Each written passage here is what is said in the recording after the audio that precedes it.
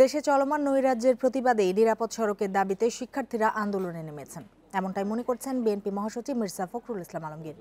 তার দাবি, জনগণের নিরাপত্তা দিতে ব্যর্থ হয়েছে বর্তমান সরকার। নয়াপল্টনে বিএনপির কেন্দ্রীয় কার্যালয়ের সামনে দুপুরে দক্ষিণ কেরানীগঞ্জ থানা বিএনপির নেতাকর্মীদের গণ অনশনে এ দাবি করেন মহাসচিব। দলের চেয়ারপারসন বেগম খালেদা জিয়ার মুক্তির দাবিতে এ কর্মসূচি পালন করা হয়। মির্জা ফখরুল বলেন, আওয়ামী লীগ রাজনৈতিকভাবে দেউলিয়া হয়ে গেছে, তাই অস্ত্রের ভয় দেখিয়ে আর মিথ্যা মামলা দিয়ে ক্ষমতা দখল করেছে। দ্রুত খালেদা জিয়ার মুক্তি দাবি করেন বিএনপি মহাসচিব।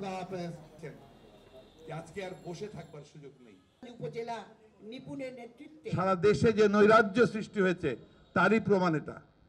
আমরা তো দেখছি যে দেশে এখন কোন আইনের শাসন নেই। রাষ্ট্রীয় ক্ষমতাকে ব্যবহার করে বন্দুক পিস্তল দিয়ে ভয় দেখিয়ে সার্বক্ষণিকভাবে মিথ্যা মামলা দিয়ে, গায়েবী মামলা দিয়ে হাজার হাজার লক্ষ নেতাকর্মীকে গ্রেফতার করে আপনার দেশকে ক্ষমতায় বসে থাকতে হচ্ছে। এই ক্ষমতা